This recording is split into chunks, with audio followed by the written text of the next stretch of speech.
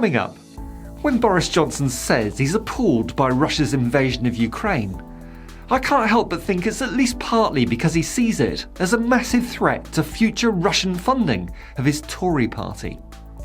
Will Rishi Sunak, Alok Sharma, Robert Buckland and a dozen or so other Tory MPs and ministers who have taken donations linked to Russia now return them? Will Johnson's friend, Evgeny Lebedev, the son of a KGB agent, be allowed to continue as a legislator in the House of Lords? And did Jacob Rees-Mogg's Somerset Capital Management have inside information when deciding to sell all their shares in one of the Russian banks before it was sanctioned? I think we can guess the answers. Stay tuned. Boris Johnson likes to think he's in the same mould as Churchill. But I don't think Churchill ever took money from a Nazi like, say, Joseph Goebbels to play tennis with him. The British Conservative Party has, by contrast, been funded, infiltrated and influenced by the Kremlin for the past decade or more. As Theresa May always suspected, her successor, let's call him Boris Chomsky, is a security risk. Brexit's impact on our economy was just the beginning. Sure, the collapse in trade with Europe and the forecast 4% hit to our economy compounding year on year is tragic.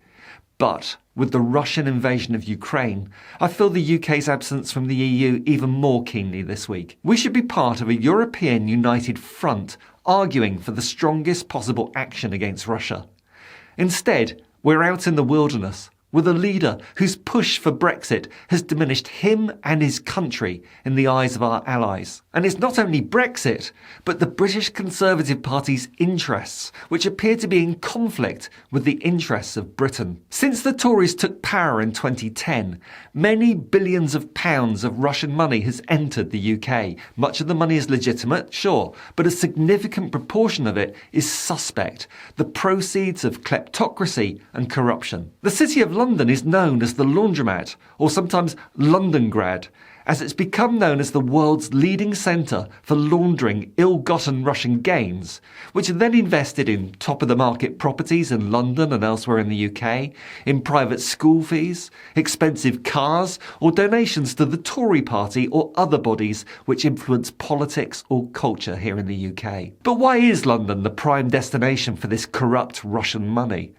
Well, the UK has deliberately encouraged rich Russians into the country via its Golden Visa scheme, which offered residency to anyone rich enough to invest £2 million or more in the country. Over 2,500 such visas were issued.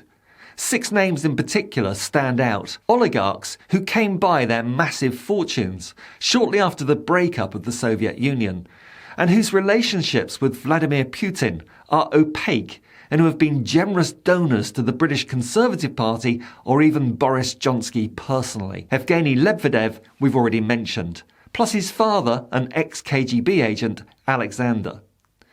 Vladimir Chanukin and his wife Lyubov, Viktor Fedotov and Alexander Temerko. I'm not accusing them of wrongdoing, I'm just saying you have to wonder about the conflict of interest for the Tories and Boris Johnson in particular as Britain strategises its response to this week's Russian invasion. And, often quoted in previous Truth to Power videos, Parliament's own Intelligence and Security Committee, the ISC, stated in 2020, Russian influence in the UK is the new normal, and there are a lot of Russians with very close links to Putin who are well integrated into the UK business and social scene and accepted because of their wealth. Dominic Grieve, the former Tory Attorney General, was until 2019 also the chair of the ISC and has attacked the Tory party for its continued acceptance of money linked to the Kremlin. It should never have accepted money.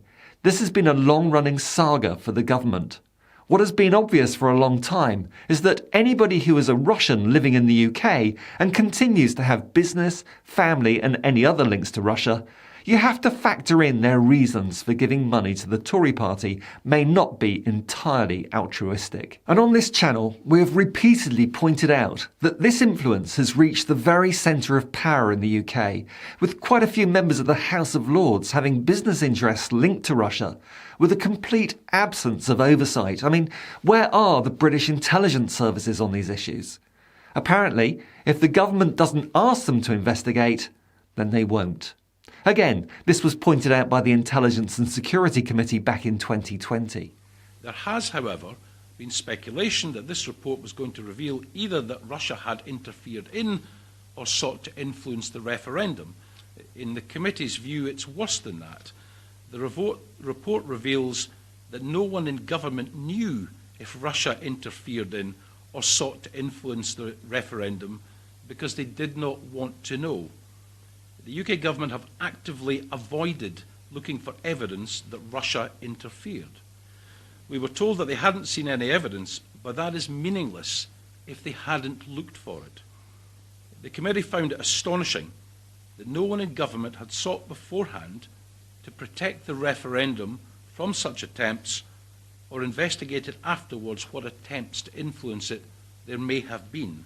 And why would the government ask them to investigate, given the extent of Russian donations to the Conservative Party, with Lyubov Chernukin alone giving £2 million to the Tory party? Tory Minister James Cleverly, the Mr Men's most inappropriately named character, says, "People donate to the Conservative Party because they support our aims or objectives. Conservative Party policy, unlike Labour Party policy, has never been dictated by our political donors." I guess he's trying to equate a British trade union movement that campaigns for freedoms, rights and fairness with oligarch foreign donors from a hostile state. We see you for what you are, Cleverly. You and many of your colleagues are a foreign asset, whether you realise it or not. The UK sanctions announced so far against Russia are welcomed, but although they sound strong, I'm concerned that they won't work. The necessary regulation and prosecution apparatus required to target sanctions evasion and corrupt Russian assets has been chronically underfunded by the Tories for the last 12 years, as they prioritised instead sanctions against people on universal credit. And that, in a nutshell, tells you everything you need to know about the state of Tory post-Brexit Britain.